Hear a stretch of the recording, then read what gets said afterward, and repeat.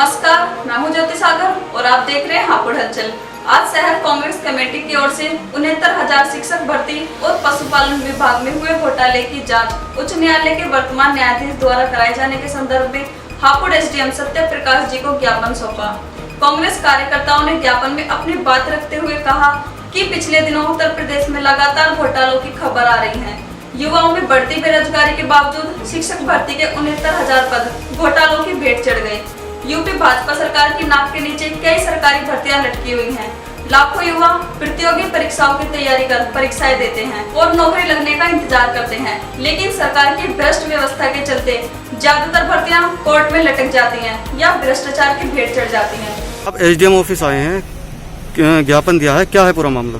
आज उत्तर प्रदेश कांग्रेस कमेटी के अध्यक्ष मोहतरम जनाब अजय कुमार लल्लू जी की तरफ से उनके आदेश अनुसार के जिले में एसडीएम और डीएम के यहाँ पर मेमोरेंडम देना है, जो कि राज्यपाल के लिए संबोधित होगा। और उसमें कुछ चीज़ों को बहुत ज़्यादा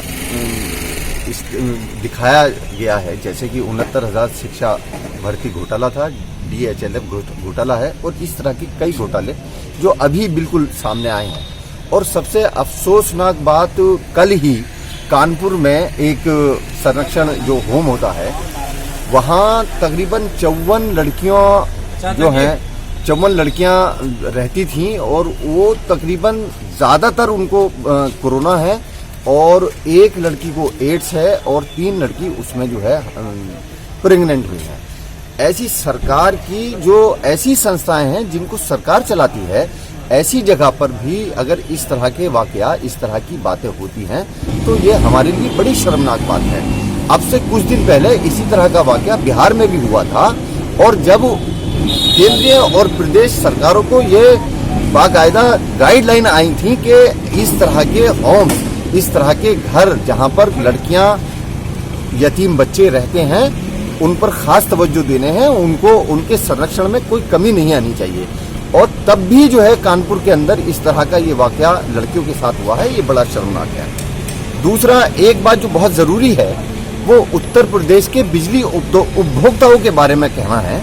वो उपभोक्ता जो पिछले 3 महीने से हमारे बिल नहीं बने हैं और रीडिंग का, बिल की रीडिंग का जो स्लैब है वो ऐसा होता है कि 100 रीडिंग का जो है वो इतने रुपए, 100 से ऊपर का इतने रुपए और 250 का जो है वो इतने रुपए, यानी वो तकरीबन उसमें काफी सारा डिस्टेंस होता है, डिफरेंस होता है कि 1 रुपया, 2.5 रुपया, 3.5 रुपया या 5 रुपया। और बिजली के बिल जो है अब बहुत बड़ी दरों से मिल रहे हैं। दूसरा, जो फिक्स चार्ज है वो भी बढ़कर आ रहा है। तो देखने की बात यह है, हमारी उत्तर प्रदेश सरकार से कहना यह है कि 1 महीने के हिसाब से हमारे बिलों को बनाया जाए, ना कि 3 महीने के हिसाब से।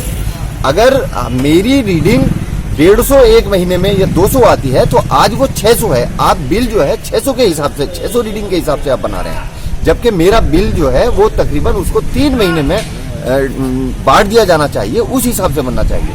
तो मेरी उत्तर प्रदेश सरकार के चीफ मिनिस्टर और बिजली मंत्री से ये दरखास्त है कि लोगों पर, उत्तर प्रदेश की जनता पर पहले से ही बहुत भार है। कारोबार नहीं है, काम नहीं है, मजदूरों को पास मजदूरी नहीं है, तो वो बिल कहां से देंगे?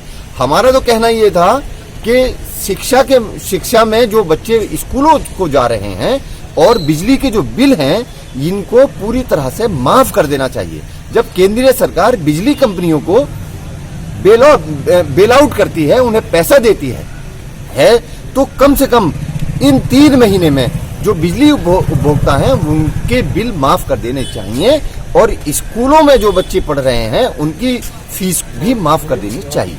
ये हमारी डिमांड। हाल ही में 69,000 शिक्षक भर्ती और पशुपालन विभाग में व्यापक स्तर पर भ्रष्टाचार हुआ है। भ्रष्टाचार में कई सारे भाजपा नेताओं का नाम सामने आया है। मंत्रियों के प्रतिनिधियों के नाम घोटाले में उजागर हुए हैं। इसमें भाजपा सरकार बड़े नेताओं और अधिकारियों को बचा रही है।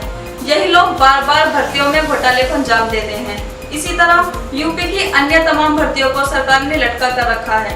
ज्ञापन सौंपने वालों में शहर कांग्रेस कमेटी के अध्यक्ष अभिषेक गोयल सहित अन्य कार्यकर्ता मौजूद रहे। अभी के लिए इतना ही। आगे खबरों के लिए बने रहिए हापुड़ हलचल के साथ।